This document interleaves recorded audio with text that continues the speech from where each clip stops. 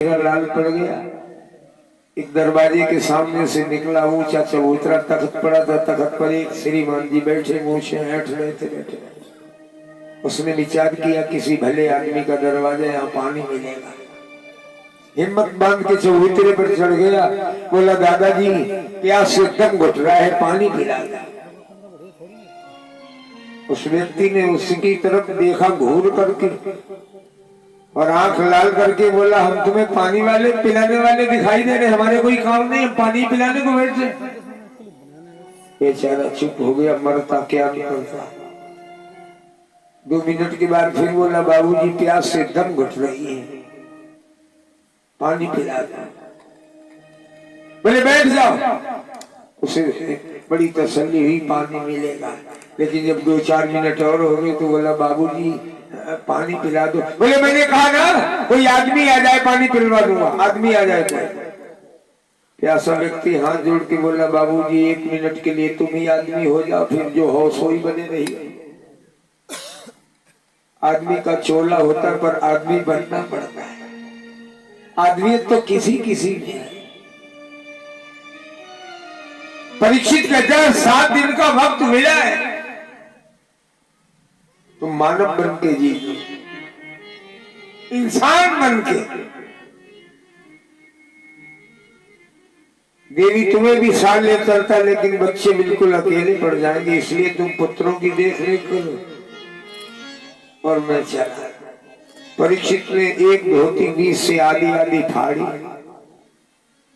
आदि का उत्तरीय वस्त्र बना लिया। कमर के नीचे जो पहनते हैं हमारे संत लोग, इसे जानते हो संतों की भाषा में क्या कहते हैं? अचला।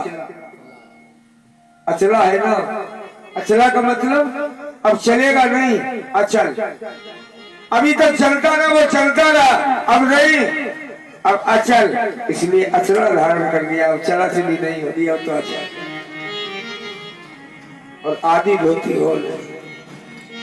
और हस्तिनापुर से चल दिया पैदल। हस्तिनापुर माने मेरठ।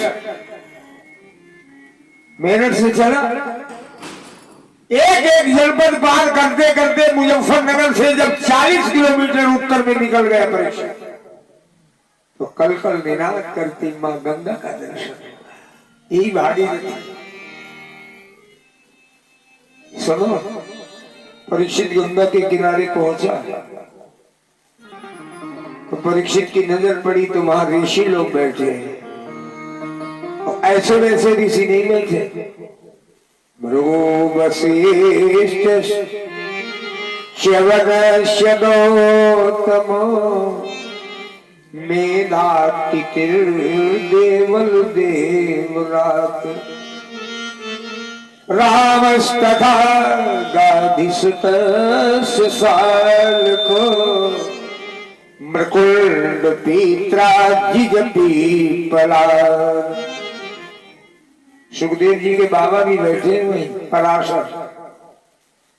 हाँ, ब्रह्मपुत्र वशिष्ठ भी तो बैठे। जाकर के ऋषियों ने, राजा परीक्षित ने ऋषियों को साष्टांग प्रणाम किया। अपन हाथ जोड़ के बैठ गया। परीक्षित ऋषियों से पूछा महाराज जी आप लोग यहाँ इकट्ठे होकर किस प्रयोजन से बैठे? ऋषियों की आंखों में आंसू आ गए। ऋषियों ने कहा परीक्षित कान में भनक पड़ी कि 7वें दिन तक्षक काटेगा परीक्षित को, भजन में मन नहीं लग रहा।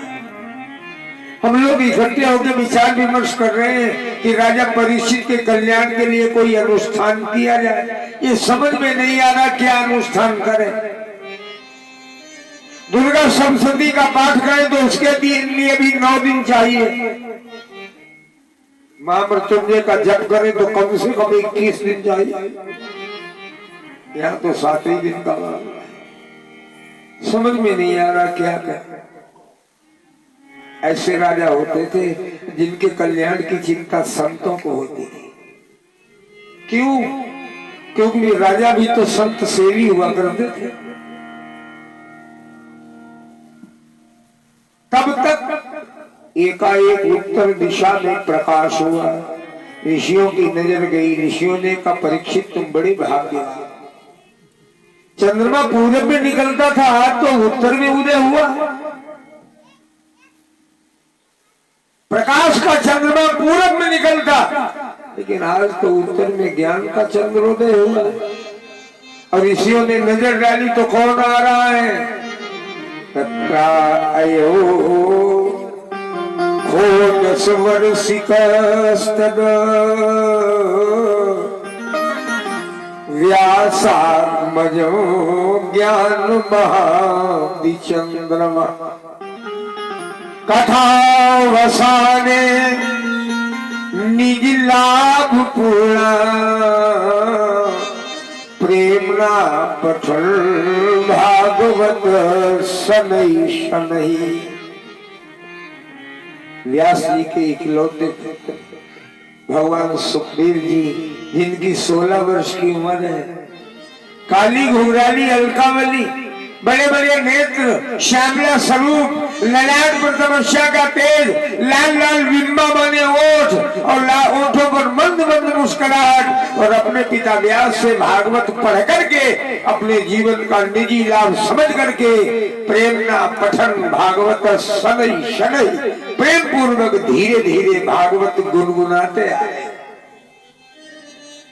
ऋषियों ने कहा, राजन बड़े किस्मत वाले हो, सुखदेव जी आ रहे हैं और तुम्हारे रोग की इनके पास अचूक औषधि है। लेकिन राजन एक ध्यान रखना, ये अवधूत है, एक स्थान पर ज्यादा नहीं रुकते। गौ दोहन मात्र ग्रहेश गृह में धीना। अरे गृहस्थों के पास तो केवल गोदोहन ठहरते, गाय दुही गई, दूध पिया और चल ली, इससे ज्यादा है। एक बात राजा, दूसरी बात राजा एक और है, इन्हें लौकिक चर्चा ज्यादा पसंद नहीं है, सांसारिक बातें इनके सामने मत करना। सुखदेव जी आए, ऋषि मंडली उठ के खड़ी हुई, सबने प्रणाम किया सुखदेव जी को। राजा परीक्षित तो सुखदेव जी के चरणों में दंडाकार लेट गया। राजा परीक्षित का विनम्र भाव देख करके सुखदेव जी गदगद हो गए। सुखदेव जी ने कहा, परीक्षित उठो उठो। परीक्षित ने गंगा की रेणुका हाथ से बराबर की आसन बनाया तो बोला, गुरु जी आसन ग्रहण कर। सुखदेव जी केवल केले की कोपी लगाए हैं, वो भी व्यास जी ने लगा दी थी। क्यों? क्योंकि पुराण की कथा दिगंबर नहीं कही जाती, विधान नहीं है, इसलिए केले की कोपी लगा दी।